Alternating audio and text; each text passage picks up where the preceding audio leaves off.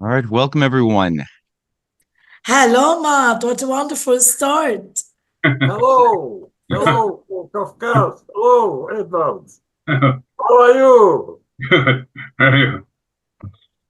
Okay. So, Matt, say a few words about this unusual beginning. Yes, I do. Yeah, this was suggested by Ed, and for those who may not know, Ed is not only a adroit geopolitical analyst, but a composer. And a couple of years back, when the fires of war were heating up on the Ukraine front, he composed what we just saw there, featuring at first a digital recording of an original Waltz for Peace, followed by a live performance featuring a real small orchestra. But we're living in a moment right now where I think really uh, humanity is on the line, and there are some deep, soul-searching, existential questions that are being pressed upon us. And I think that this was a perfect way to begin today's presentation, where we will have some very important geopolitical considerations by Alex Krainer, Drago Bosnic, Ed, and of course Jim Jatras, who is here in a certain original way, which we'll begin with. Ed, I would you like to say a few words to open with, or should we jump straight into the presentations? I just simply want to add that yes, I compose the music, but all this video was prepared by Matt. So this is a joint venture. He did all the work, assembling all those beautiful videos and with music, and I think it's just appropriate to show it today, few minutes of your time. Let's start and see what our experts are going to say. So for our first expert, do you think we should begin with Jim Jatras? Yes, let's do that. Just I want to say that Jim Jatras is a good friend of mine. I knew him from old days when he was at the State Department. He was senior official at the State Department at the Soviet desk. Then he moved to the Senate, and he was senior advisor to Republican political committee, policy committee. So his great experience in both State Department and congressional, and now, of course, he's retired, but he is still active. He has a big bird, like Solzhenitsyn type. You'll see him in a second. He has a lot of things to say. And let's start with Jim Jatras, and let's play our interview. Okay. Okay. And since Jim couldn't be here with us today, we did a little pre-recording. So I hope you all enjoy, and then we'll open it up for Drago and Alex Krainer to follow up on it.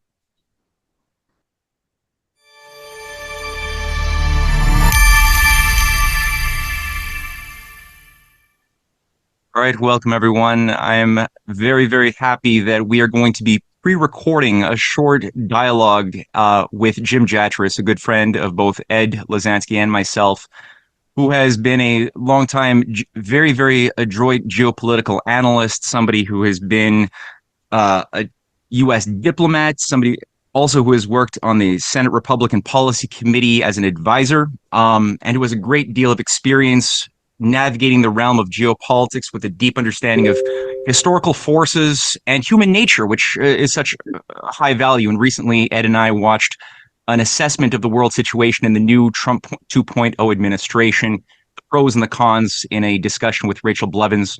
It was a fantastic discussion, and we just had to have Jim contribute into our peace roundtable forum. So, Jim, thank you very much for joining us, and thank you for clarifying a few ambiguities that we're going to be jumping into today. The first question, Matt. I'm sorry, Matt. Thank you, and Ed, for having me on. I just want to say I can't think of two better people to have a little discussion with at this very uncertain time, as the world seems to be shifting under our feet. Well, you could say that again. Ed, I think that you had a thought or a question that you wanted to begin with. Do you want to start? Well, everyone's using the word unpredictable with Trump, and this is correct, because I was really, my hopes were dramatically increased after his interview on January 7th, when he was still president-elect in Mar-a-Lago, where he basically agreed that this war started because of NATO expansion. This was, I didn't expect that. So for me, it was really, I said, now we have our guy in the White House, finally, because he understands the roots of this crisis. Didn't take too much time to change the tune after he dropped elect and became real president, moved in the White House, and then things, it's this expression, the more things change, the more they stay the same. Because he almost repeated stories and blaming, of course, and threatening Russia and with sanctions. And most importantly, the people that he selected in his team, they're few. First of all, of course, Tulsi Gabbard and Robert Kennedy, who exactly said what just mentioned, what he mentioned on January 7th, but not the rest of the team. So we are now for some strange times. On one hand, we knew that we don't have anyone else by Trump, even with all his problems. Then so we have to deal with someone we have. But do we expect? Do you have it? Is any hope still remains, or this is all over again?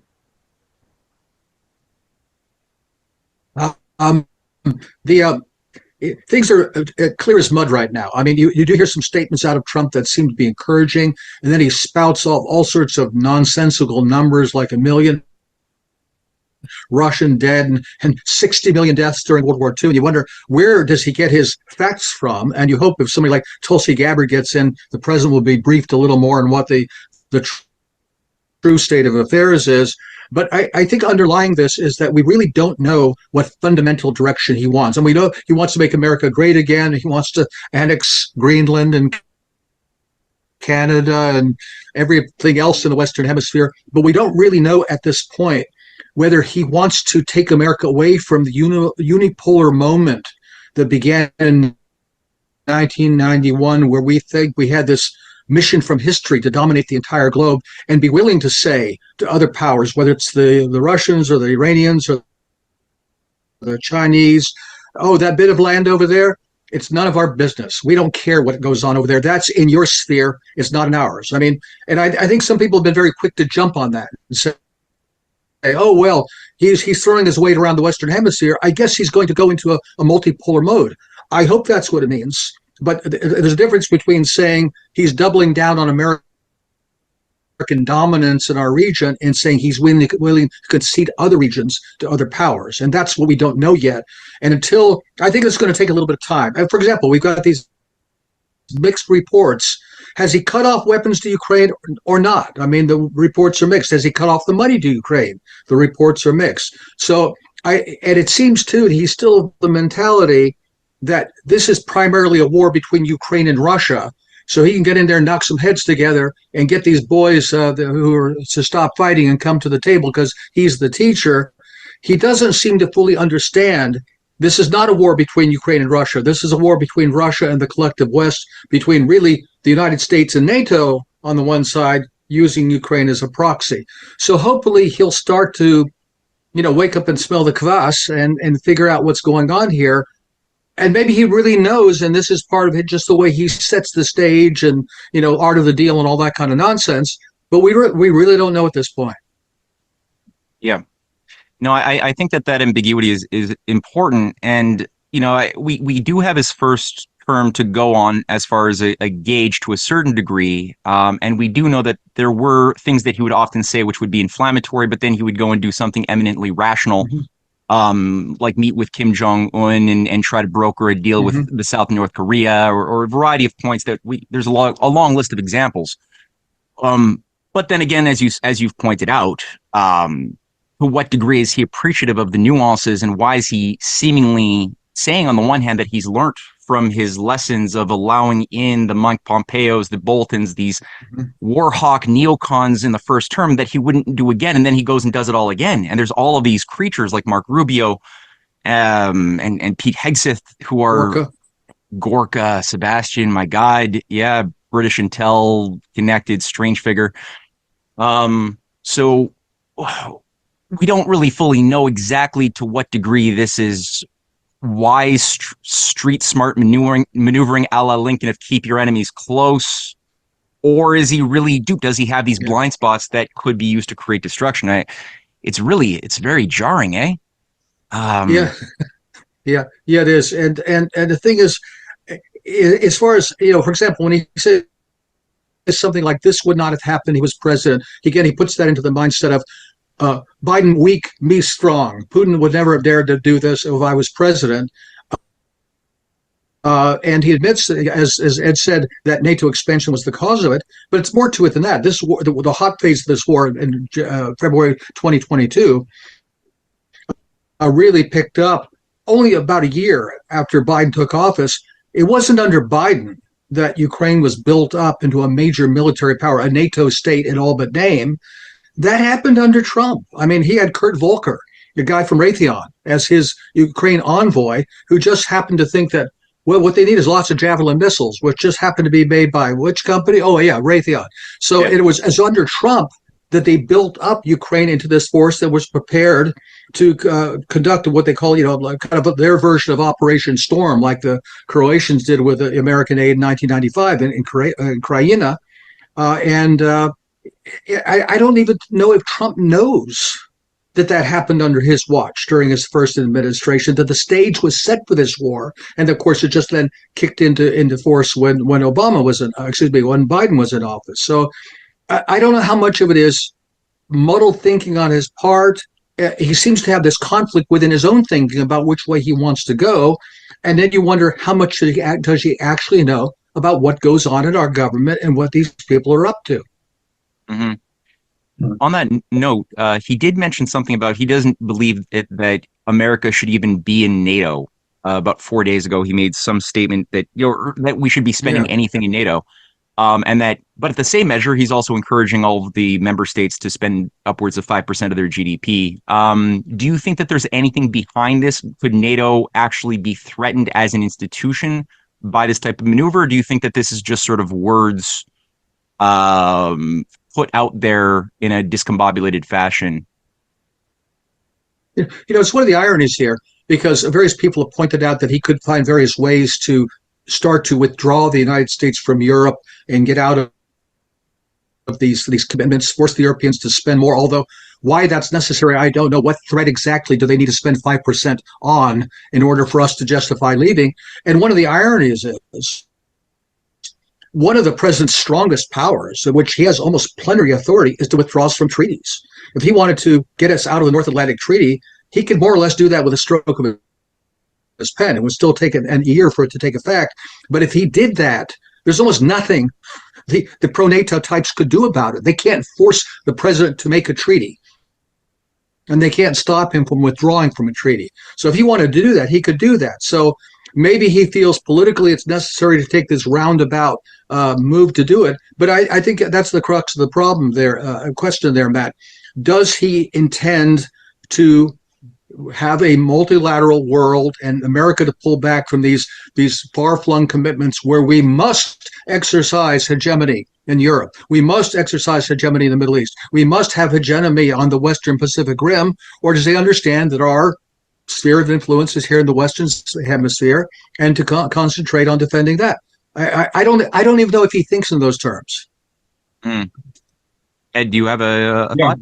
Well, during his first term, we gave him a lot of excuses because we thought that he has to prove that he is not Russian agent.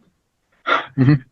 This is so he was doing all those bad things, and we more or less forgave him because this is we understood that all those impeachment, threats of impeachment, Russian agents, all those things, but also because some of the people in his administration were doing some bad things without even telling him.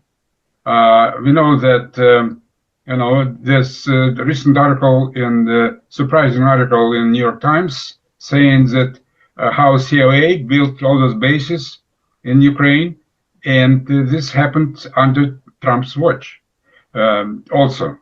So, but now no more excuses. This is the thing that, by the way, we are speaking today on the eve of tomorrow's decision by British American scientists about doomsday scenario.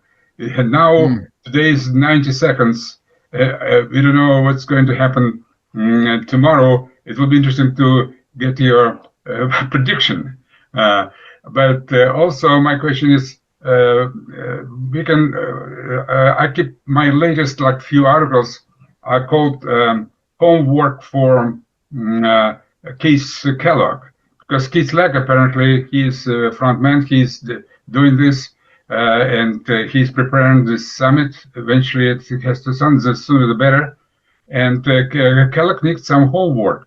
So, what would you recommend besides our articles? Maybe you have some idea of what he should read before, not to get his brains in a proper state and deliver to his message on the eve of the summit some logical think how to end this war to benefit all sides. I don't know whether it's possible at all, but at least some compromise. I have a suggestion. There's this guy named Matt Ehret. He writes a lot of really great stuff. He's extremely prolific. Anything that Matt has written should be sent to Kellogg and let him figure this out. I mean, this is the same Kellogg now who seems to think, and Trump seems to think this too, that if we can somehow drive the price of oil down, get the Saudis to flood the world market with cheap oil, that somehow will drag the Russians down. Actually, this leads me to what I think is a question for Ed. What are the Russians thinking? I mean, they must be puzzled over all of this and what to expect from this administration. But I think what lurks behind that, and this is what I referred to in my interview with Rachel and also the piece we were commenting on that was on the Ron Paul site last year, is that the whole Russian approach to this war seems to have been what I call pedagogical. In other words, the idea, we'll send a force in, and now they'll talk. Oh, well, they won't talk now. Well, we'll keep grinding away, and we'll fling a few Oreshniks in there. Have you gotten the message yet? No, they haven't got the message yet. So they seem to be constantly trying to position themselves for some deal, some diplomatic settlement with the West, and it seems that they're going out of their way to avoid ending this war through a military fait accompli. Am I wrong in my understanding of that, or am I reading the tea leaves correctly, that at some point the Russians hope against hope that somebody somewhere will be reasonable they can talk to and make a deal with, even though every deal they've made with us in the last 30 years has not been honored by their Western partners, as they insist on calling them? What's the thinking from your perspective, Ed? Well, of course, I can speak for Russians. I can give you only my opinion.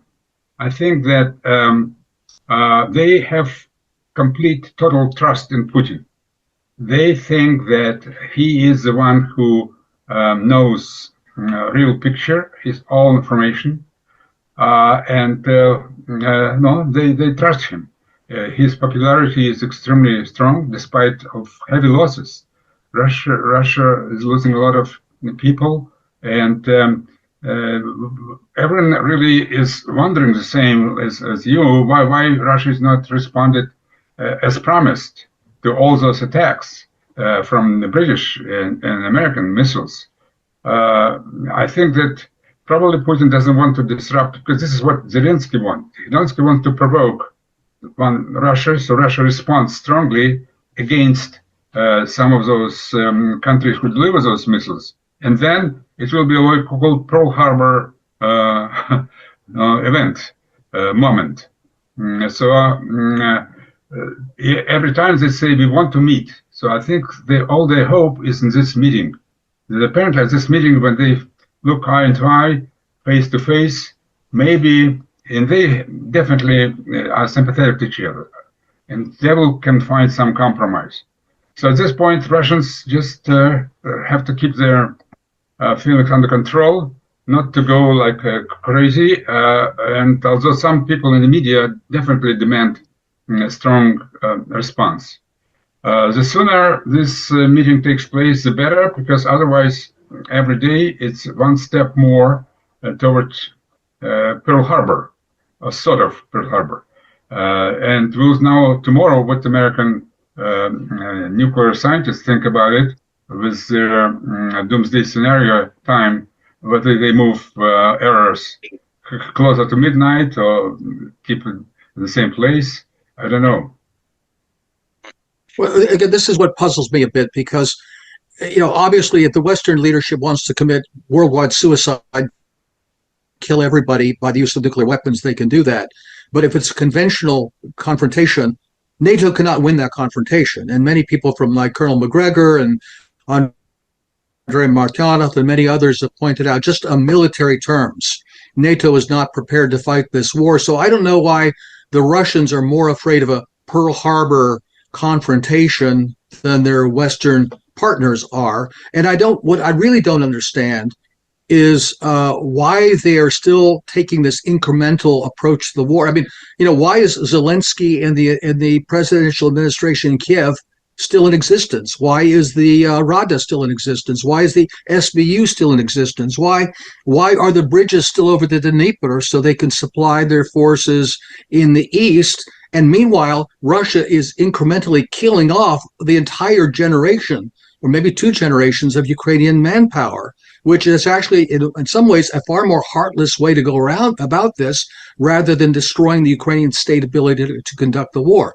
I don't understand, unless they're so sold on the notion that somebody's going to come and agree with them. And I'll tell you honestly, whatever Trump's preferences may be, I believe that anything that is agreed to with Washington, between Washington and Moscow, that is less than a total military victory by Moscow, will not be honored by the West. Even if Trump wants to honor it, his administration will not allow it to be honored, and his successors certainly will not honor it.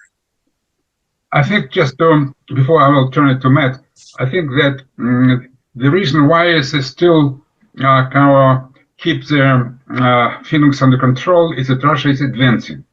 You see, if Russia would probably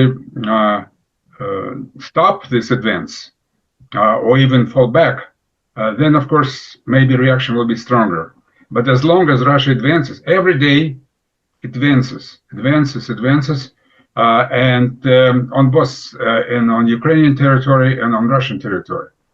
So this gives some kind of satisfaction and allowing Putin to continue this in the hope that this summit will be sooner than later. But all of us observers, we can only hope that this indeed will be sooner than later.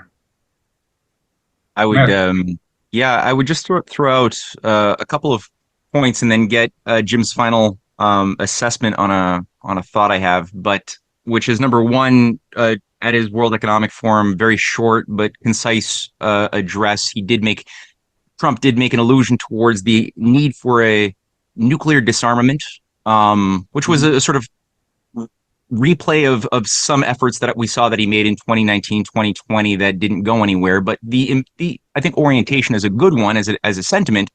If you had the ear of Trump, if you were able to actually be in the same room with Trump, Tulsi, and a couple of other people, what would you say that they should think about now going into the coming weeks of battle and months of battle going forward, knowing that there's so many vipers out to sabotage any types of danger of peace through collaboration? What sort of advice would you give?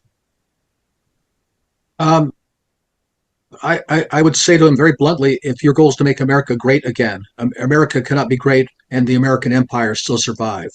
You have to liquidate our global empire and concentrate on building our country, our infrastructure. I mean, that's something he promised in his first term. Supposedly Steve Bannon told him that your first bill out of the box should be an infrastructure bill, and instead they went with a tax bill, which you would get from any Republican administration.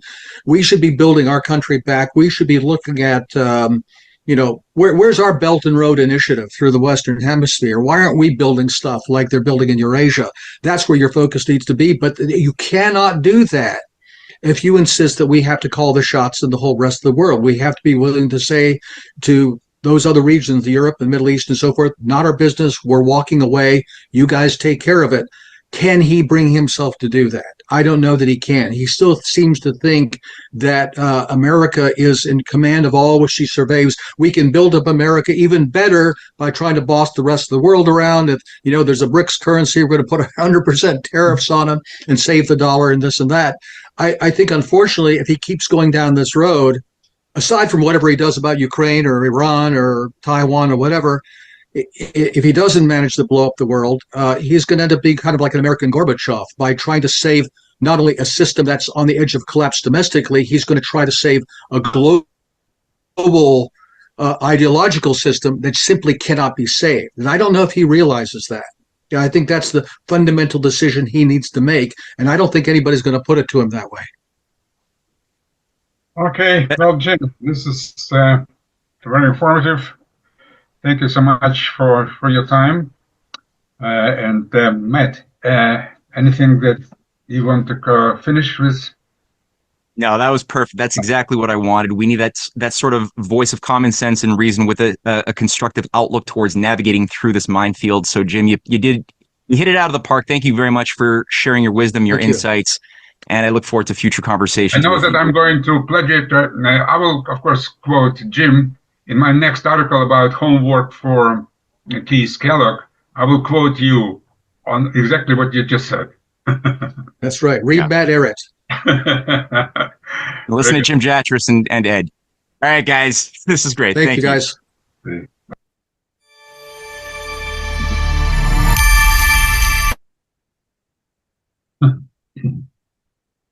Well, the music is still playing in my speaker, my headphones. People can't hear anything, right? No, of course not. All right. Well, that was, I thought, a very poignant assessment by Jim. And of course, Jim's writings, as well as the link to the Rachel Blevins interview, will be in the description box under this video for those who want to follow through on Jim's broader analysis of world events.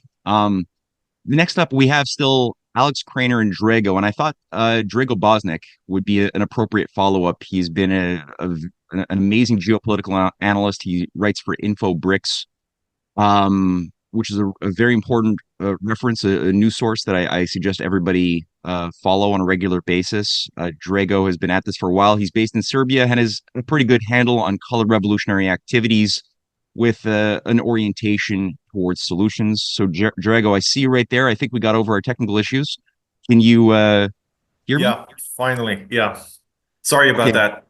No, so that's fine. So how about you go next? Share your thoughts and considerations of where we're at right now, and for the good and for the bad, and then we'll close it with Alex, followed by a short dialogue with the audience. So go for it, Drago. I can start now, right? Sure. Yeah. Well, as people know, back in September, I think it was on September 21.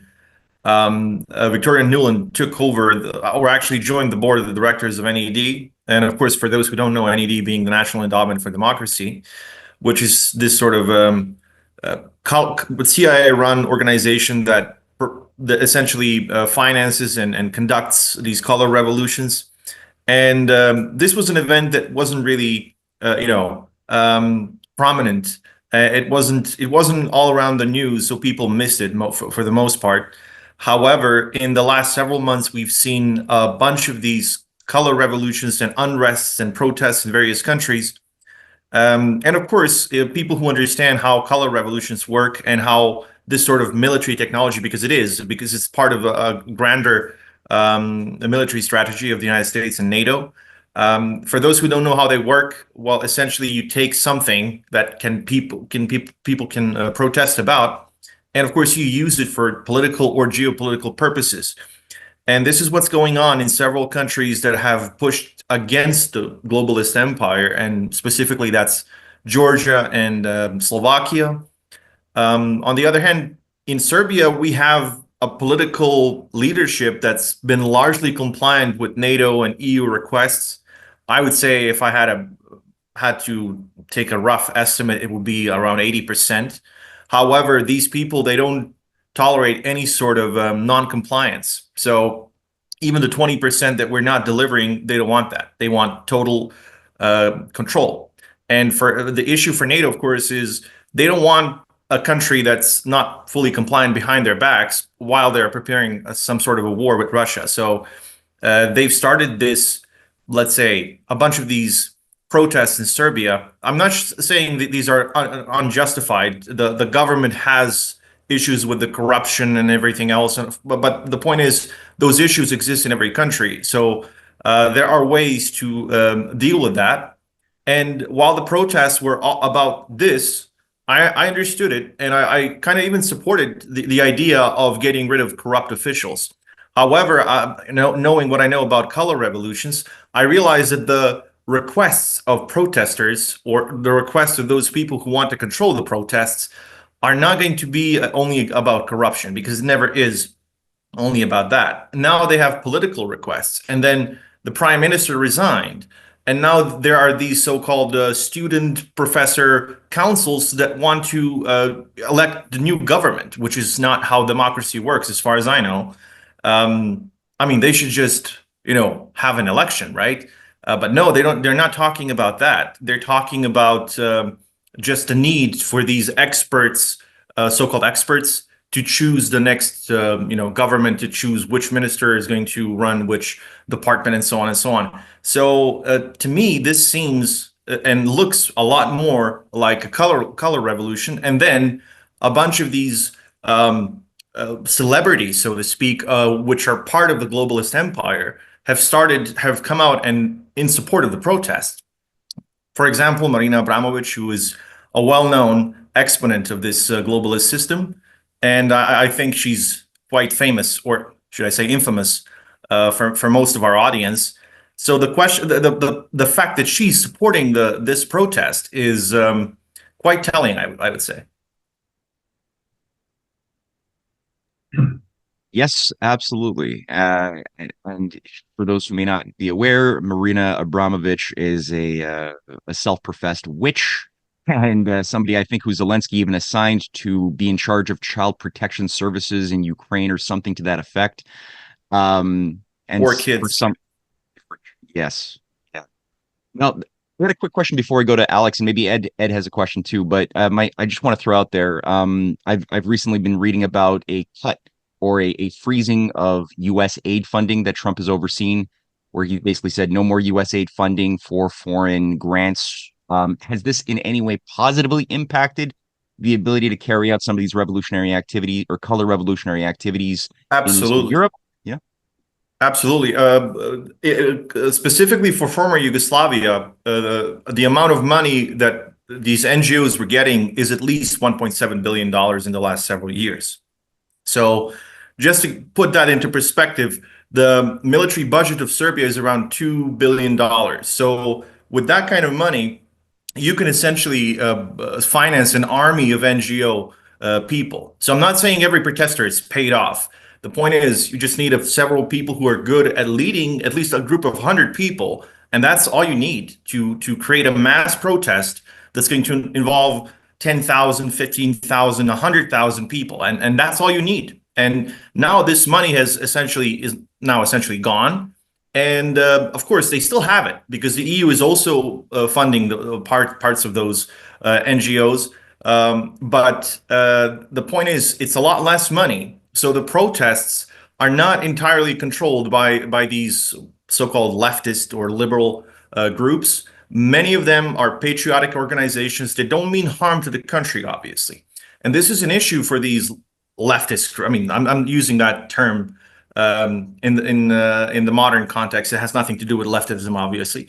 But these so-called leftist groups usually control the protests for the most part. But now they have an issue because they can't really, they don't have any ideological connection with the patriotic organizations. On the contrary, they're completely different in ideologically speaking. So now this is an issue for them. And this is a good thing. The protests cannot escalate as long as these NGOs don't control them entirely. So that's the good thing. So we already see the effects of Trump's decision to cut funding for these groups and these people.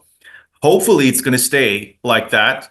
The USAID was very, very important in that regard. I mean, they were providing much, if not most of the money that was going to these NGOs. Now that money being gone, of course, that means they have far less incentive to move forward with this and to escalate the protest. Thank you. Ed, did you have a thought or a question, or should we go to Alex? Yes, the only thing I want to say a few words, going back to just what Jim Jatras said, that what he said 2 days ago, I attended something similar what we are doing right now, but it was offline at the Metropolitan Club. For those who don't know, it's just across the street from the White House. And the speaker was David Stockman. And David Stockman was in the Reagan administration. So the reason I mentioned because Jim Jatras also worked with the Reagan administration and George Bush Sr. And David Stockman was even more critical of this American empire, a global empire. And he said that NATO should be immediately dissolved. So it really was see that we still have some freedom in Washington a little bit, because across the street from White House, Metropolitan Club, it's a very prestigious place. It was full packed auditorium, and we were talking about dissolution of NATO. So this is gives me some hope that we are not at the dead end yet. Yep. All right. So I think with that, the stage is set for Alex Krainer. Alex, are you there? Can you hear and see us? Oh, well, by the way, Alex, if you're on, okay, now you're off mute. Okay. Yeah. Everybody can hear? Yes, sir. Yep. Oh, good. So, if it's okay, I need about 15 minutes. I wanted to go over I've been working for the past 2 years on a book about the war in Ukraine, and I thought I wanted to go over parts of it because some of this stuff I think got a little bit lost in the, how do you call it, in all the rhetoric and all the events, because there's been a lot going on, very complex. And so I think I need about 15 minutes, if that's okay. Sure, it's yours. All right, so I'll just go. So in 1949, the US and UK formed, this is just to give a little bit of context, and then I'll skip into other things because I also prepared this. I deleted a lot of stuff to make it go a bit faster. So for context, you might need to use your imagination a little bit. But anyway, in 1949, the US and UK formed a 12-member North Atlantic Treaty Organization, or NATO, as a defensive alliance against the communist world. Greece and Turkey joined in 1952. In 1955, NATO added Western Germany, and only at that point did the Soviet Union react by forming the Warsaw Pact. From that time, two blocs existed in a state of Cold War until 1991, when the USSR finally collapsed. Western liberal democracies emerged victorious from the Cold War. The communist bloc collapsed, and the great ideological enemy in the East was no longer. For some reason, however, NATO did not declare victory and disband at that point. Instead, it started to expand eastward in the direction of Russia's borders, and in several waves of expansion, 5 waves exactly, NATO added 14 new member states, moving over 1,600 kilometers closer to Russia. Today, with the recent addition of Finland and Sweden, the alliance counts 32 members and officially recognizes another 3 aspirant nations being Bosnia and Herzegovina, Georgia, and Ukraine. If all these nations became NATO members, the alliance would be leaning against the nearly full extent of Russia's western borders, with the exception of Belarus. NATO, quote, NATO has decided to, this is from Stephen Cohen, quote from Stephen Cohen, quote, NATO has decided to quadruple its military forces on Russia's borders or near Russia's borders. The last time there was this kind of Western hostile military force on Russia's borders was when Nazis invaded Russia in 1941. There has never been anything like this. During the 40 years Cold War, there was this vast buffer zone that ran from Soviet borders all the way to Berlin. Unquote. The United States built anti-ballistic missiles bases in Romania and Poland, deployed nuclear bomb-capable aircraft close to Russia, and allocated $8 billion of US taxpayers' money to upgrade their arsenal of B-61 nuclear bombs stockpiled in the United States and 5 other NATO member nations. These deployments were accompanied with increasingly belligerent, provocative behavior. NATO forces have been conducting as many as 40 major military exercises per year in Russia's immediate neighborhood. Movement of these military assets in the vicinity of Russia's borders went from purely reconnaissance hardware to battle-ready ships and aircraft equipped with precision munitions and cruise missiles, which often approach Russian territory to as close as 10 miles. On these occasions, they often activated their missiles in repeated mock attacks on Russian targets. In September 2020, Chief of Operations of Russia's High Command, Sergei Rutskoy, stated that NATO was staging between 33 and 40 such flight approaches per week using fighter jets from Sweden, Germany, Ukraine, and Italy. As recently as June 2021, NATO Secretary General Jens Stoltenberg boasted that perhaps the most important thing we have done is that for the first time in NATO's history, we have combat-ready troops in the eastern part of the alliance. New battle groups are deployed to the Baltic countries and Poland. We have tripled the size of the NATO readiness force. The readiness was not only targeted against Russia, but also against ethnic Russians living outside of Russia in the former Soviet republics. Thus, in August 2018, after 4 years preparations, NATO launched the largest war games in Latvia. These were the largest military exercises in the country's history, comprising some 10,000 troops from the Latvian Armed Forces, National Guard, and law enforcement, as well as personnel from US, Canada, Spain, Italy, Poland, and other Baltic states. Part of the drills included the deployment of troops to counter unrest in the towns of Valmiera and Jekabils, both of which are populated by a Russian ethnic majority. So I'll spend a minute talking about what happened in Georgia in 2008 and prior. Collapse of the Soviet Union found Georgia's future president Mikhail Saakashvili studying international relations in Kiev, where he became BFFs with Petro Poroshenko, the future president of Ukraine. He got a fellowship from the US State Department and went on to study law at Georgetown University and Columbia Law School, where he obtained a Master of Law degree in 1994. Next year, 1995, the 28-year-old Saakashvili returned to Georgia, and almost immediately his political career took off like a rocket. That same year, he won a seat in the parliament and became a chairman of parliamentary committee in charge of reforming Georgia's police, judiciary, and electoral systems.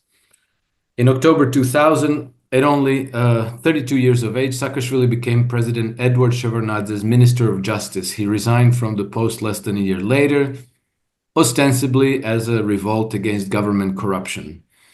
The following month, Saakashvili formed his own political party and challenged Shevardnadze in November 2003 presidential elections. He lost, but claimed that the elections were rigged and led a mass revolt that would become Georgia's Rose Revolution. The White House supported the uprising, describing it as one of the most powerful movements in history. After 20 days of protests, Shevardnadze resigned. New elections were held in January 2004, and Saakashvili's bid was backed by his American advisors, most notably Daniel Kunin of USAID and National Democratic Institute for International Affairs, Randy Schoenman, then Senator John McCain's top foreign policy advisor. This time, the 36-year-old Saakashvili won 96% of the vote and became the new president of Georgia. Almost immediately, he embarked upon a major buildup of Georgia's army, boosting military spending from 1% of GDP to 8%. In absolute terms, between 1999 and 2007, military spending increased 20-fold. Of course, the top beneficiaries of this bonanza were American military contractors who provided numerous advisors and poured large quantities of equipment into Georgia. Under Saakashvili, Georgian army frequently conducted exercises alongside US troops, and also became one of the biggest supporters of NATO military missions in Iraq, Afghanistan, and Kosovo. Saakashvili intended to make Georgia a NATO member. His aspiration received a major boost in April 2008 when the alliance issued its Bucharest Memorandum, making it explicit that Georgia and Ukraine would definitely become members. 4 months later, Saakashvili attempted to earn his war stripes by staging a major provocations against Russia. Only days after completing yet another very large military exercise with the US forces, and while Russian President Medvedev and Prime Minister Putin were both visiting China to attend the opening of the Beijing Olympic Games, Saakashvili mobilized fully half of Georgia's military and launched a massive 14-hour missile and artillery attack on South Ossetia, a region of Georgia that was partly under protection of Russian peacekeeping forces. But Russian leadership was not asleep at the wheel. President Medvedev ordered Russian troops into Georgia, and they rapidly pushed back Georgian forces. After only 5 days of combat, US-trained Georgian army collapsed in disarray, and Russian troops quickly took control of 4 key Georgian cities: Poti, Gori, Senaki, and Zugdidi. After a few weeks, Russian troops packed up and withdrew from Georgia, but the episode foreshadowed the more important plan to bring Ukraine into NATO. Making Ukraine a full member of NATO was strategically of paramount importance to the imperial oligarchy. Situated in the heart of Eastern Europe and with a large Russian-speaking population, its border with Russia extended over 1,200 miles and reached to within 400 miles from Moscow. It was the ideal staging ground to antagonize, destabilize, and invade Russia. With its Black Sea coast extending over 800 miles, Ukraine could be used to deprive Russia of key warm water ports, effectively cutting her off from the Mediterranean. The clarion call for the action was sounded by Karl Gershman, one of the leading neocons and the longtime president of the National Endowment for Democracy. On 26 September 2013, he wrote an op-ed in the Washington Post explaining that the ultimate objective in using Ukraine was to isolate Russia and to remove President Putin from power. Ukraine, wrote Gershman, is the biggest prize. As soon as the Soviet Union collapsed in 1991, NATO already initiated collaboration with Ukraine, and this relationship was formalized in July 1997 with the Charter on Distinctive Partnership signed in Madrid. From there, the cooperation steadily expanded with the view of making Ukraine the strategic beachhead at the Russia's doorstep. But in order for NATO to forge a united, all for one and one for all kind of front against Russia, it was imperative to make Ukraine not only a partner, but a full member of the alliance.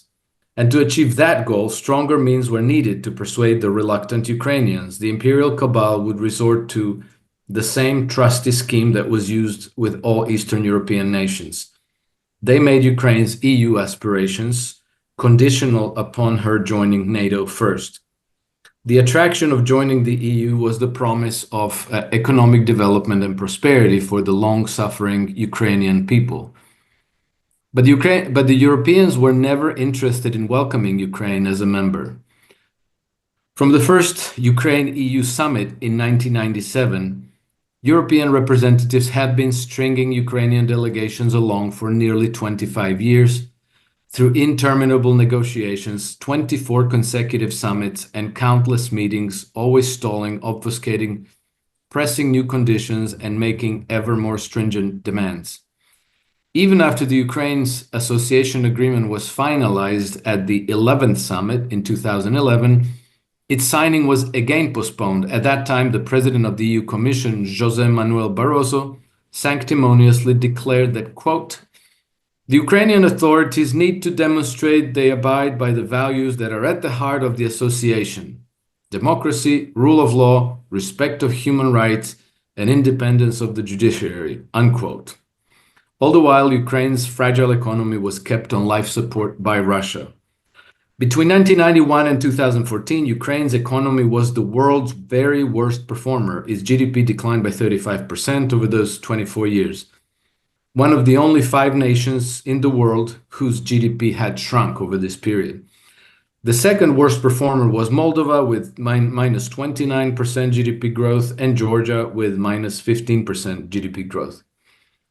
It is relevant to note that all 3 of these nations had been designated as strategic beachheads for future conflict with Russia, and all followed advice of Western consultants for their economic development. So following Karl Gershman's clarion call in the fall of 2013, they readied the decisive gambit to fully take control of Ukraine, their biggest prize.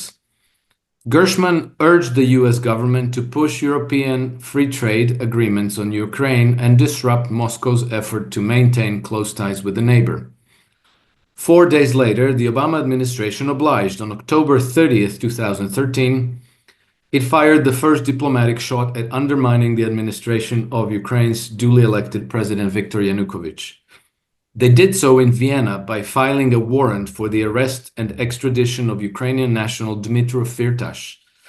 Firtash was Yanukovych's key political ally and one of Ukraine's most influential oligarchs. This lawfare attack on Ukraine Ukraine's president was coordinated by the former Secretary of State Hillary Clinton, Undersecretary of State Victoria Nuland, and Attorney General Eric Holder. 3 days later, Nuland flew to Kiev to personally deliver the administration's ultimatum to President Yanukovych. After their meeting, she triumphantly declared that the president, quote, "The president made clear that Ukraine has made its choice and its choice is for Europe." The very next day, November 4th, 2013, Obama administration dropped their extradition request against Firtash. Secret records that were subsequently revealed by the Landesgericht Street Regional Court in Vienna in April 2015 proved that Nuland had used the extradition warrant against Firtash to pressure Yanukovych into accepting EU association agreement. To this day, Western media continues to label Yanukovych as a pro-Putin or pro-Russia president and insinuates that Vladimir Putin had him on remote control.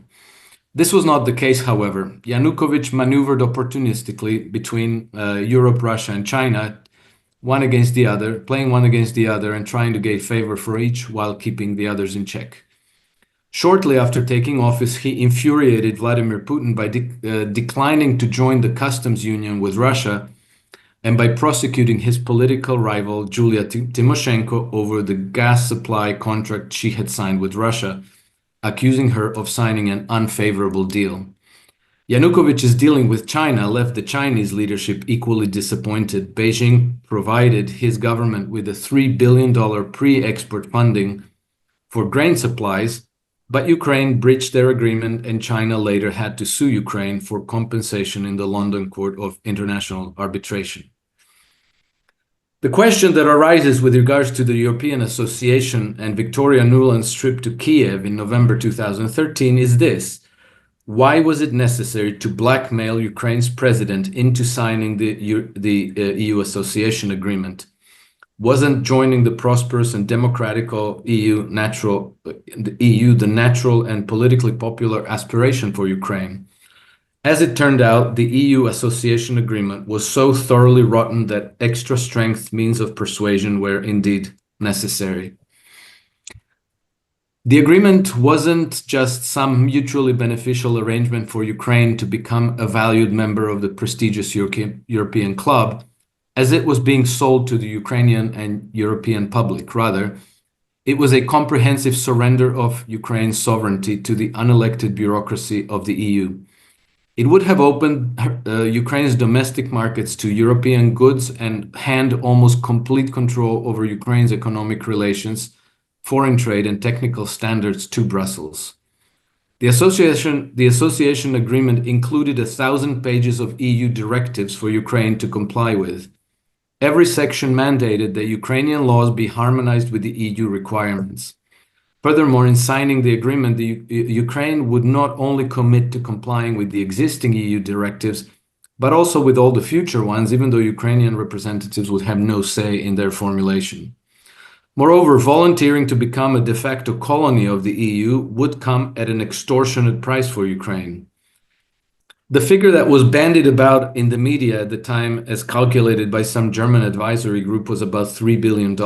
But Ukraine's Institute for Economics and Forecasting at the National Academy of Sciences conducted their own due diligence and estimated that the cost of meeting EU standards would require an investment of at least $160 billion. This much was acknowledged even by German magazine Der Spiegel.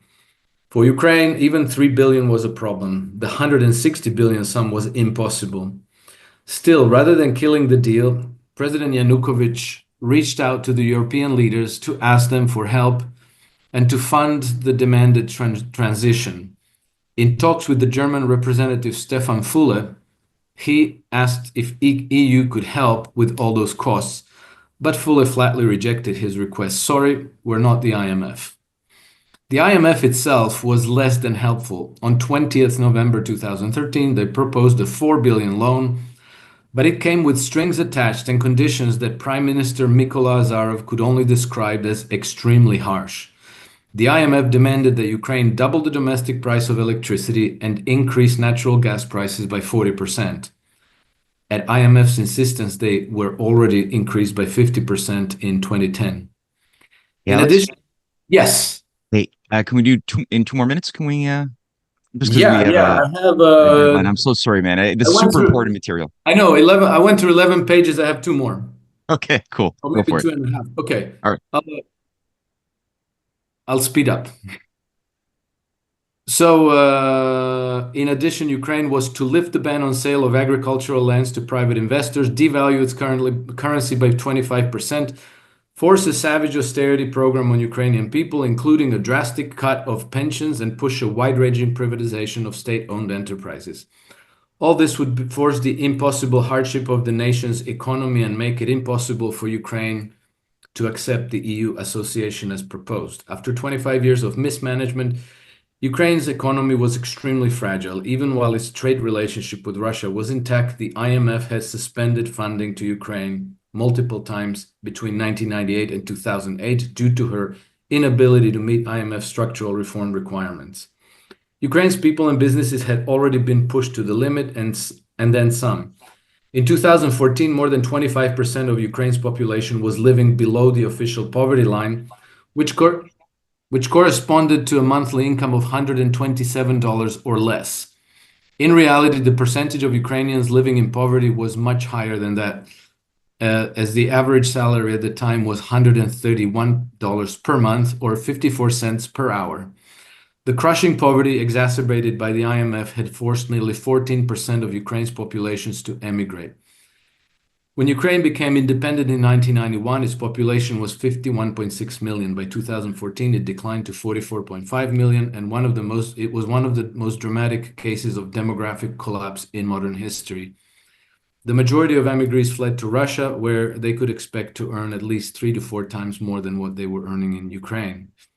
To break the deadlock with the Europeans, Putin government proposed a compromise and tried to persuade the EU to make an economic agreement tripartite as to preserve Ukraine's trade relations with Russia. They also offered 1/3 of reduction on imports of prices of Russian gas and a generous 15 billion aid package for Ukraine with no preconditions. However, after Ukraine had already received the first tranche of this loan in the amount of 3 billion, European representatives cried foul. And in his March 8, 2014 interview, Putin said, "Our Western partners have asked us not to do this. They have asked us to work through the IMF and encourage Ukraine to carry out the reforms." Ukraine was hardly capable of complying with the IMF's harsh conditions, but refusing the fund's helping hand tends to have very severe consequences. For example, both the 2014 war in Yemen and the 2019 coup in Bolivia followed after these nations had rejected IMF's offers. Submission to the diktat of Western financial powers is compulsory, not optional.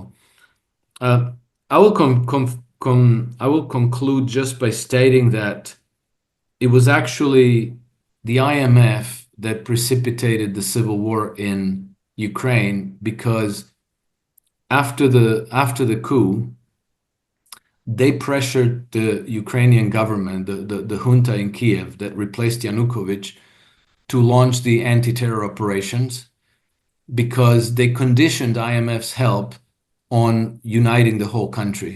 So they said, "You'll get the money, but you have to take control of the Donbas and of Crimea." So the point is, this was not an unprovoked thing. It was part of a wider strategy of trying to destroy Russia. And it's the same strategy that is still active, only, they're running out of Ukrainians, and the next might be Moldovans. Georgians saved themselves for the time being, and Romanians. Anyway, that's all I had to say about that.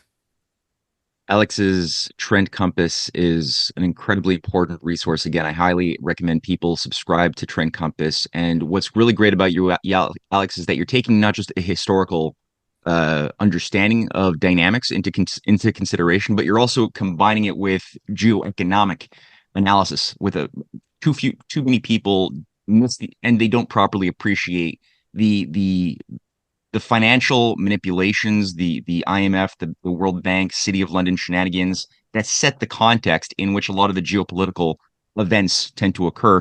So you don't tend to break those apart, and I really appreciate this, especially the historical backdrop. So without further ado, we have time for a brief Q&A with the audience. I've asked people to put their names in the chat box to be called upon accordingly. But first, before we do that, Ed, did you have any final considerations before we jump into that? No, let's go to Q&A, and then I will say a few words at the end. Sounds good. All right. So, Comme Capetier, I noticed your voice there first, and then we have Cree Energy, Gerald, and Richard. So, Comme, are you there? Yes. Hello, Matt and everyone. I'm here. I did ask my question in writing. It is not directly connected to what has been said by the three speakers, but I think it's an interesting thing, which we may, of course, discuss more in detail outside this circle, because basically I am, of course, interested in the development of the proposed partnership between the Verona Initiative and the Peace Forum. And I think that the India Foundation is keen, on behalf, indirectly or sort of semi-officially, of behalf of the government of India, to get more involved in this process, because India is also assessing the impact of Trump's measures and what's happening in both in Ukraine and in other parts of the world. And so, anyway, this is, to put it very briefly, I would like to facilitate this further participation of India in this forum and in the initiatives that may result from it. So that's basically what I wanted to say. Right. Yeah, thank you. That's a good idea. And definitely the substance for future conversation. Yeah, Cree Energy. Cree Energy based in Alberta. I don't know your actual name, but feel free to pose a question. Yeah, okay. My name is Jacob, and I am with the Cree Energy Oil and Gas. So my question is, can we get indigenous oil and gas to the BRICS nations? We can pledge. So I'm more of a practical, like practically, how do we practically get business happening? I know that Canada has the, I can't remember what the act was called, but it's basically an agreement where China actually comes in and they own a lot of assets in Alberta and British Columbia. But apparently those are only for colonial companies. The indigenous oil and gas companies are not allowed, or I don't know if they're not allowed, but I would like to have company, like a dialogue between Cree Energy and a BRIC interested partner, because I know that there's a lot of good things happening in the world. Yeah, so that's my first question. So does anybody have an answer to that, or? Well, I think that's sort of an ambiguity still floating above this conversation, which obviously, in my assessment, and I'd be curious to see if Alex or anybody else wants to chime in with a thought. We have yet to see the character of what we're hearing discussions about reactivating American productive industrial power for the first time after many, many decades of deindustrialization, post-industrialism, consumerism. So we see that there's apparently a reorientation towards valuing production again. But is it being done within the context or the geopolitical mindset of preparing for confrontation against Russia and China, or is it being done with a more genuine spirit of actually looking for building up a community of cooperative nation states working together? I think that ambiguity has not at all been resolved in my view. So I hope so. I hope that this type of opening up of the Arctic and a lot of the resources in Canada might play a very important role in a broader pro-global development orientation that avoids war. But I don't know that. I don't know if Ed or Alex or anyone has a thought. I can add something to that. First of all, we need like maybe one-page summary of what you propose. If you can send it, you have my email and Matt's email. And then this interesting story is that new Russian ambassador to Washington, Mr. Darchiv, he used to be ambassador in Canada.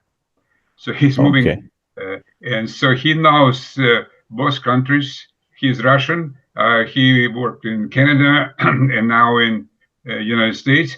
And I promise that I will try to pass your 1 page or 2 pages, whatever proposal, to his office, and maybe they will provide, put you in touch directly with those dealing with BRICS. So that'd be excellent. Usually you start with a 1-2 page summary. So please send it, and I promise that I will make sure that Russian ambassador sees it. Much appreciated. And my second question was, what about Mark Carney? Looks like he might be the Prime Minister of Canada unelect for a period of time. What do you think about that, Mark? Matt? And I'm going to mute my mic. you're right. It looks like he will be the replacement for Justin Trudeau in the upcoming March leadership convention. Trudeau is all used up. He's going to be replaced. Mark Carney will be brought in, it seems, that which would, I believe, make him an interim prime minister. I think that he's a relatively ideological technocrat who's known as the Green New Deal prophet of the central bankers, and not a very healthy dialogue partner for anybody wishing to have real development. So I'm weary, and we'll see where that goes. But that's my preliminary thought of Mark Carney as prime minister. So I don't know if that helps or makes you demoralized, but so we'll see.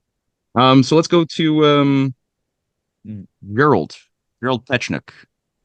Yeah, can you hear me okay, Matt? Sure. Okay. So I've been a long time associated with Lyndon LaRouche since 1974.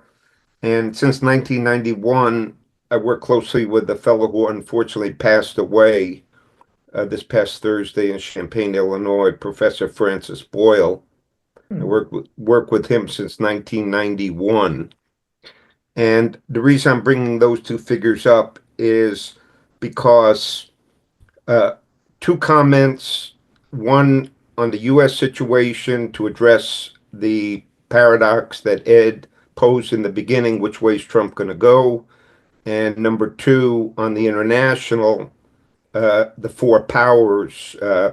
I think Matt has interviewed Will Wirtz, who authored, I thought, a revolutionary book showing the British East India Company today is still the British East India Company that prevented Russia from helping India by assassinating the Paul I and similar things. The Russia's help to the U.S. during the Civil War, with the Russian Navy coming to New York and San Francisco. So those are the two areas. Quickly, Professor Boyle and I got the Izetbegovic government and Boyle together, and they filed the case in Hague, charging Serbia with genocide around Srebrenica situation, and the British, Lord Peter Carrington and Kissinger, with being the architects of the overall war.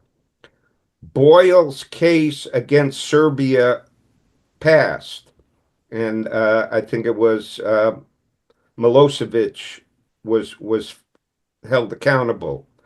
But the case that Bosnia's government, the Izetbegovic government, brought against the British threatened to starve Bosnia. And even though we had the proof that Carrington and Kissinger were the actual architects of the war, the Izetbegovic government withdrew the case because the British threatened to starve them, which, as Boyle said, if you got the British, then you would get who's the hand behind all of the cases, whether it's Gaza, whether it's Ukraine, et cetera, et cetera, et cetera. So my point is, we need the four powers. It's not going to work without Russia, China, US, and India collaborating. That's what Mr. LaRouche kept saying. You need the power of those four countries, and the British are going to play off one versus the other. So that's comment one. Number two, on the US. It's very important. Anyone who's in the US, call their senators tonight, tomorrow, because what you got with Tulsi Gabbard, what you got with Robert F. Kennedy Jr., et cetera, Kash Patel, this is the heart of the defeat, and to make sure that Trump does go with what he really wants to do, which is work with Putin, work with India, work with China. And that, my wife and I started I'm in California MAGA project to get all the pro-Trump people together. The California GOP refused to endorse Trump. We had a resolution to end the war in Ukraine, and the California GOP defeated it. We spoke on the floor of conventions on this. So we know it's the Republican rhinos who are trying to sabotage Trump. And by bringing the Democrats in, Robert Kennedy, Tulsi Gabbard, Elon Musk was a Democrat. We have the basis. We have the basis of actually succeeding. And that's why what Trump is doing is he's flooding the zone against the British. He's releasing the JFK, RFK, ML King documents. He's gone to war against the deep state. And that's what everyone should unite globally and nationally to support. And Boyle was a big supporter of LaRouche, worked with Ramsey Clark for years. I think Ramsey and Boyle had a disagreement about Serbia, because Ramsey did defend Milosevic, I believe, at the World Court. So anyway, these are just the kind of things that I'm aware of. Thank you. Thank you for those considerations, Jerry. Anybody want to speak to any of that? I know Alex is has written, Jerry, this is extremely important. Where could I read up on Lord Carrington and Kissinger's involvement in the Bosnian War? Alex had his skin in the game as well, so I think we're all very curious about that. So, Gerald, if you could email me some of the resources that you referenced, and I'll include them in the description box when I upload this video, so people can dig more into some of those leads that you provided. Yeah. Right. Yeah, Thank you. I can provide some of it. Some was personal communications between Boyle and me, but I can provide the actual cases on the two things that went to the World Court. That I can get you. Yeah, thank you. Anybody want to speak to any other elements of what Gerald just put out there, or shall we go to the next question? I just wanted to add a comment about a particular case that happened in Bosnia that left me very perplexed to this very day, and some Croatian generals actually are serving time for war crimes. But there was a massacre in the village of Ahmići at one point, I think in 1994 or 1995. And it was the case, the narrative was that the Croatian troops went in and massacred the Muslim, practically the totality of the Muslim inhabitants of this village of Ahmići. And the reason why they supposedly did this was because previously the Muslim troops massacred a bunch of Croatian people in a nearby village. So, the narrative went like, oh, centuries-old hatreds and passions, and anyway, the general who was in charge at the top of the command and control structure of these troops that supposedly did all this is, I think, now serving time in The Hague. Anyway, what came through the grapevine at that time was that it was actually the British Special Forces who orchestrated the massacres, who led the massacres. They didn't necessarily do all the killings, because they did bring some Croatians with them, but it was the Brits. That was the the rumors, and a lot of people in Croatia were talking about this. And the rumor got so much traction because there was actually corroborating evidence that the BBC took the trouble to shoot a documentary about this. And the documentary completely exonerates the Brits because they were only there to try to save lives and bring all these primitive tribes to the negotiating table, the same old rap. And I saw this documentary, must be 96, 97, 98, whenever it was, maybe 99. I don't remember. It was definitely at the time when I still thought that if it was on BBC, it was probably true. So after I saw the documentary, I thought, damn, I guess it was us. All right, well, then that's that. But, as we've seen so much more happen over the last 20 years, it becomes clear that the British have no qualms about playing these types of dirty tricks. And so now I'm again very perplexed, and I'm still kind of 50-50 about who did it.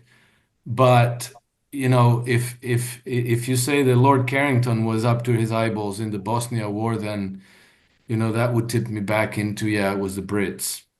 Well, just remember, Alex, the British are on your side. They're on your enemy's side. They're on both sides, and they're on no one's side but their own. So if you keep that in mind, you won't fall for the quote, the little cheese that's left out there for you to believe the British are good guys because it's the other guy over there. He did it. They point both ways. Yeah, he did it, right? What So is it that it was Lord Palmerston who said the British have no permanent friends, just permanent interests? So I think that goes to the heart of it. All right, we've got a list of a few more people that we want to get in there. So I'm asking the people to keep the questions as condensed and economical as possible. Richard and Monty. So Richard first. Are you still there?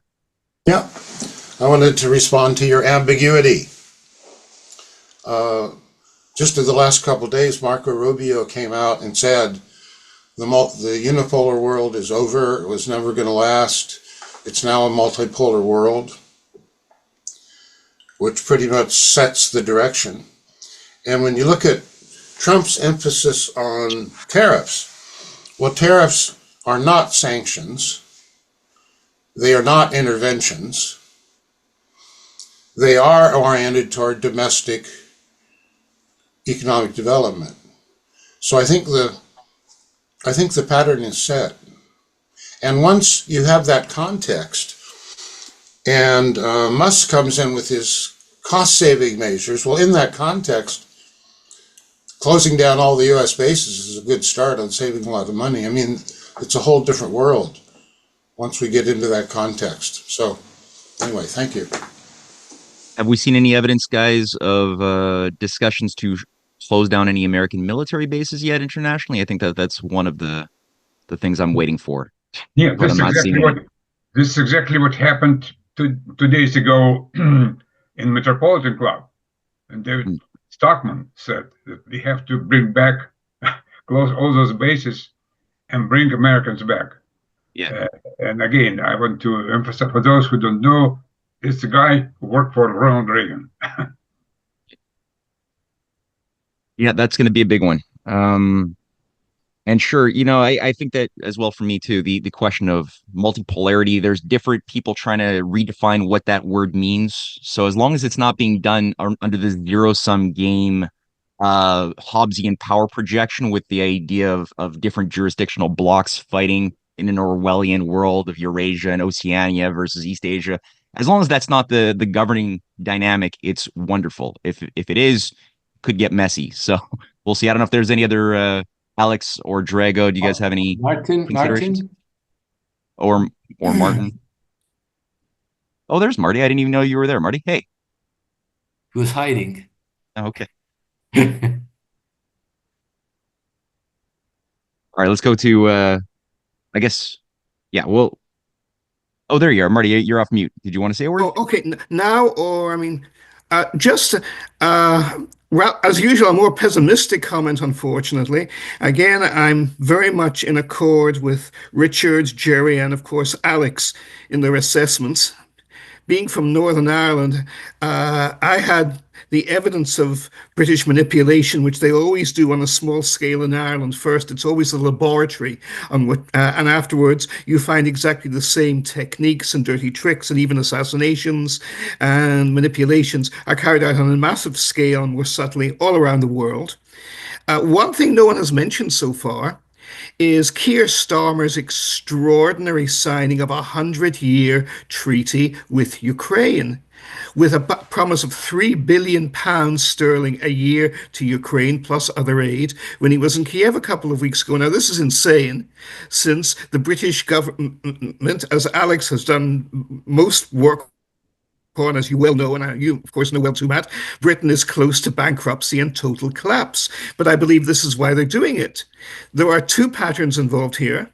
One is neo-imperialism. The old empire is gone. They cut themselves off suicidally from even the collapsing, chaotic mess in Europe, and they were much better off in Europe with all its problems than they are outside it. They have nowhere to go. The myths that they were sold to them on Brexit were all lies. They're useless in the world. They can't do anything. So what's the solution? The solution is a new empire.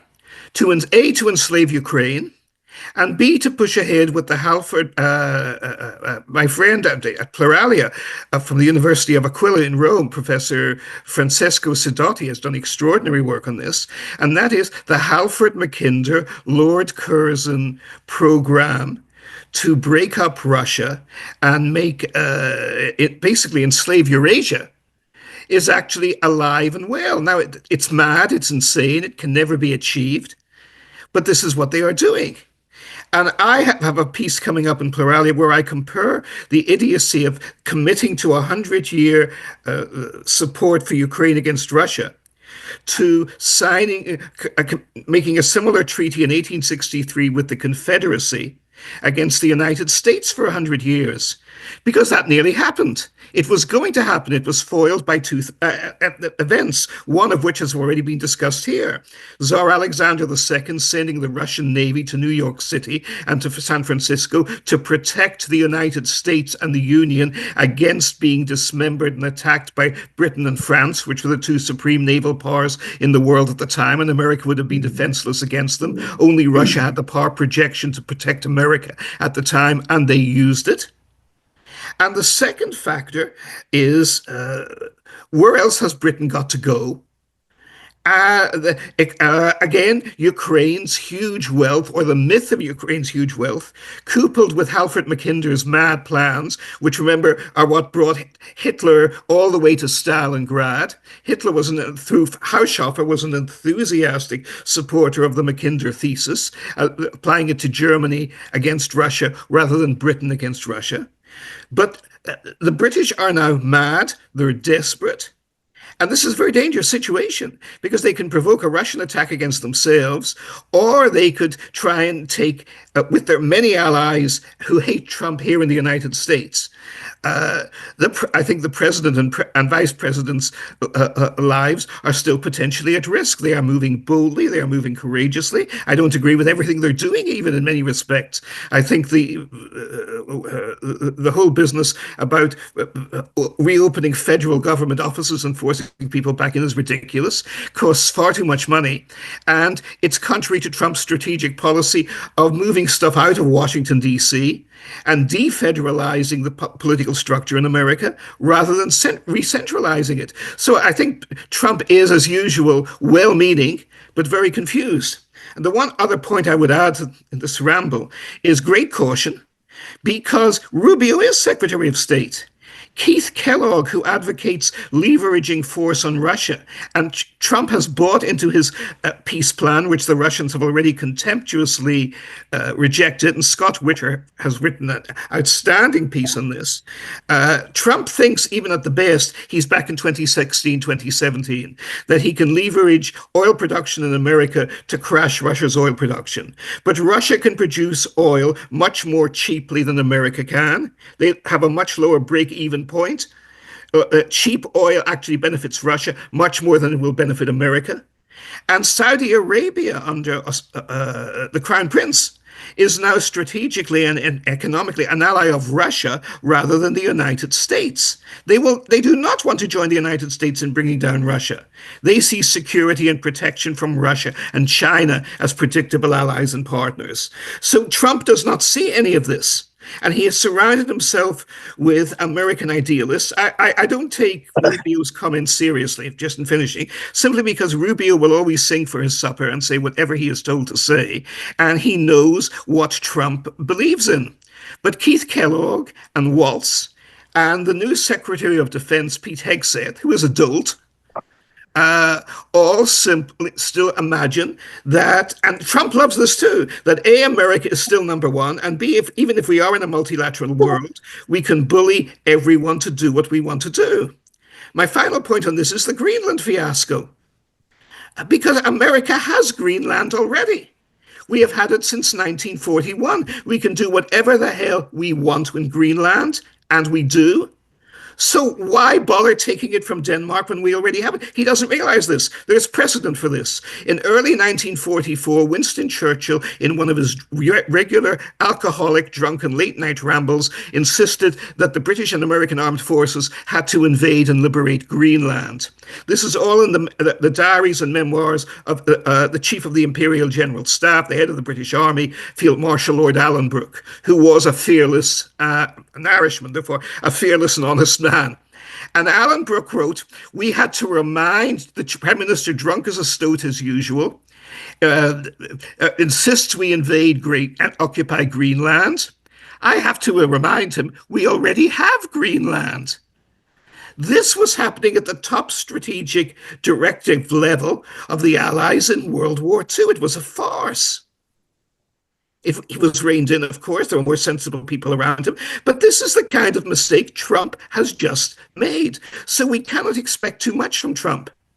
And he has deliberately surrounded himself with American firsters. And while he says he believes, and sincerely believes, that he believes in diplomacy and negotiation, he thinks it's only what they call tough love, another American fantasy, that you can bully people into making peace on your terms. And of course, that'll be on their terms too, even though you're dictating it to them.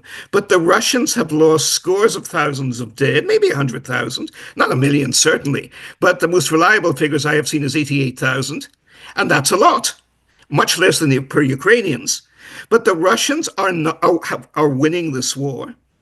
And they are not going to accept any terms imposed on them or that the Americans try to pressure them on. Sergei Lavrov has already made this very clear and spelled it out.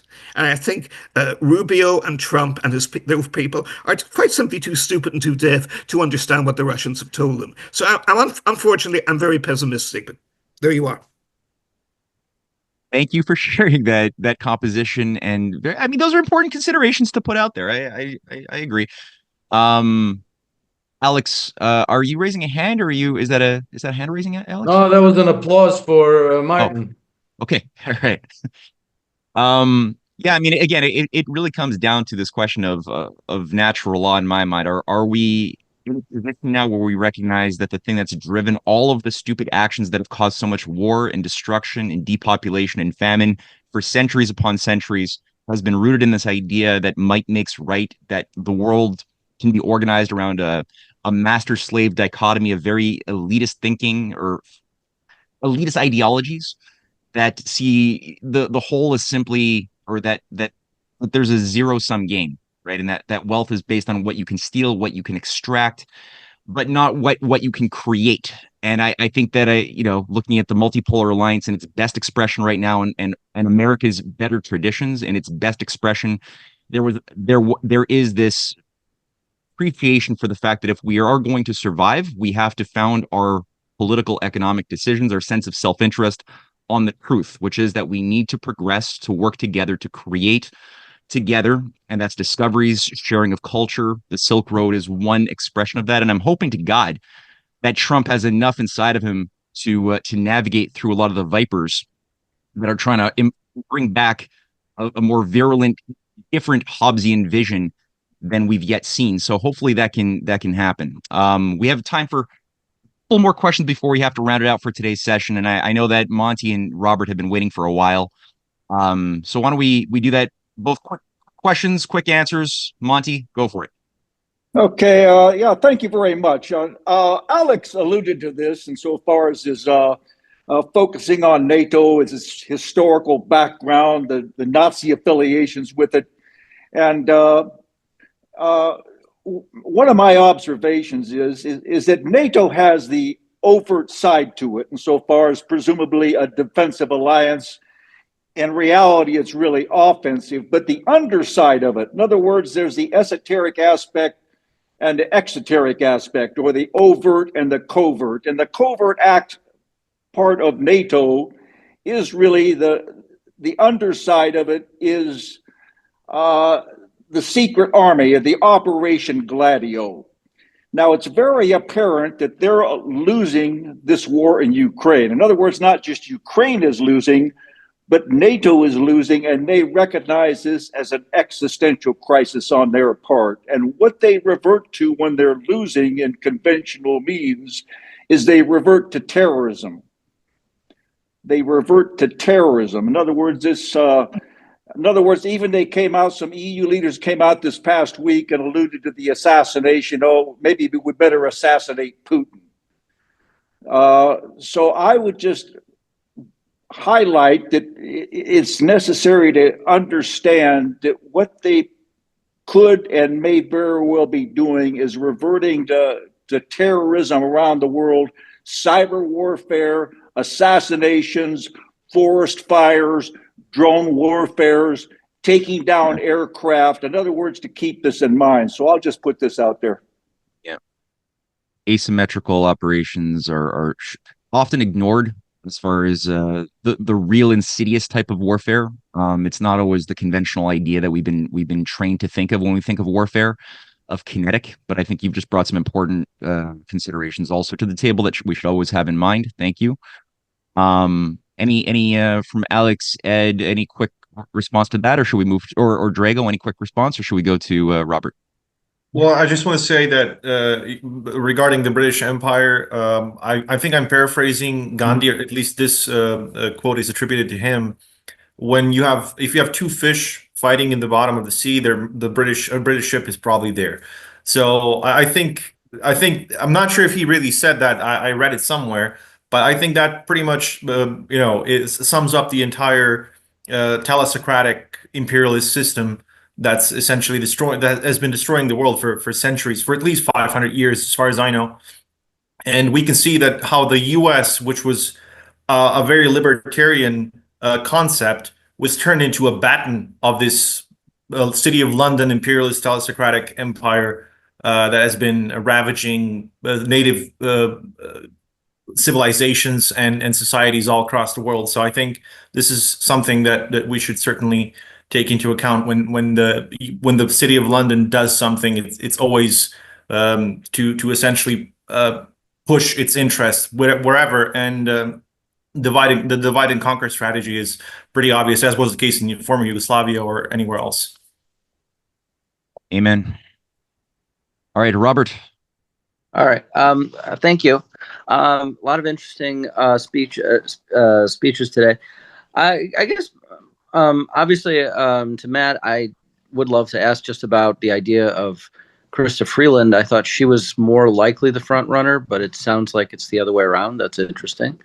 Obviously, there are two things I want to talk about. Well, there are a lot of things, but I'll just focus on two. One of them is if we're going to get maybe Tulsi Gabbard or RFK Jr., perhaps attest to Jim Jatras's comments about whether Trump is a choice, not an echo, to what's happening in Washington, is perhaps recess appointments if Tulsi doesn't get through. At least she would have 2 years to hopefully reform the institutions. And maybe that's something we could all push, a recess appointment, should the Senate not actually confirm or allow these nominees to go through, these transformative nominees to go through. The second idea, actually, my second question is more about Serbia. We haven't really done much about this issue, but I would love to ask the Serbian person if the sort of the status of the Serbian population left in Kosovo. We think of Serbia being subservient to NATO, but there's literally Serbian people who are in danger by the Kosovar Albanians. And I'm kind of curious, what is their current status? And maybe, if necessary, what can we do to maybe allow Serbia to bring some of those Serbians back to Serbia so that they're at least out of harm's way? All right, Drago, I think that's yours. Yeah, thank you for the question. That's a very good question. Serbia, unfortunately, is subservient to NATO, and I hate it, but that's the case. It has been part of NATO's peace partnership program and several other SOFA and EPAP agreements, and that's been the case since late October 2000. So that's around almost 25 years. It's going to be 25 years this year. In that regard, there's not much that the Serbian state can do for the Serbs in Kosovo, because the point is, without military power, you cannot protect your people in an area that is not under your control. And this is the issue for us. The Albanians have always been extremely aggressive. They have this concept of whoever owns the herd also owns the pasture. That's what they usually say. So that means that Serbs who are left in Kosovo, which is just a fraction of the population that was there prior to 1999, they've been subjected to extremely inhumane treatment. They live in these ghettos. I'm not even sure how else to call them. These are very secluded communities which are not integrated into the rest of the society because they are considered outcasts. There's regular violence against them. I was there in September 2023 during the unrests. I couldn't get a single interview for anyone because people are afraid to talk about anything. They are afraid. Obviously, I said we could use a pseudonym or something. We don't have to use your real name. I told one person, and he said that he is too afraid that he's going to be discovered, and then he and his family would be in danger. Of course, I didn't insist, nor would I. The issue is, as long as NATO occupies this Serbian province, we don't have much of a chance. The Serbs there don't have much of a chance. If we remove them from there, that's going to be the end of the ethnic cleansing that the Albanians have been doing for the last several centuries, because they've been doing it during the Ottoman Empire as well. So a lot of Serbs who are there also don't want to go. They don't want to leave because they've been there for centuries, for millennia, essentially, in many cases. So, and it's not just Serbs. There are various other minorities. I also had the chance to talk to an Albanian guy who told me that he actually lived much better when Kosovo was integrated into Serbia and Yugoslavia. Because now Kosovo is essentially a narco-terrorist entity that is destroying the lives of everyone, not just Serbs and other minorities, but also of Albanians who are actually emigrating in masses. Where? Well, to Western Europe, where they're going to be cheap labor. So the best thing we could do is simply dismantle this narco-terrorist entity that NATO monster, essentially, that NATO created. But in order to do that, we need military power, and this is what NATO is trying to prevent Serbia from acquiring. The Serbian government is trying to rebuild our military, but that's going to, that's a very difficult thing to do, especially now with us being cut off from the rest of the world by NATO and the EU. So I'm not very optimistic for Serbs in Kosovo, but I really hope that we can do something to, to at least prevent further massacres and the destruction of whatever is left of the Serbian community there.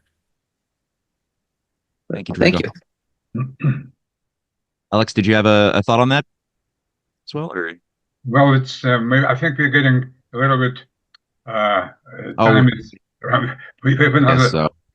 I think we have to end, but first of all, I want to mention again and show this, and maybe Alex will be. I don't know if he already read this book, but this book, which has like 690 pages, I'm still kind of in the middle. And the author of this book, Scott Horton, will be our speaker in 2 weeks. So I really urge you to. I see that might put showing some people showing and Scott is great.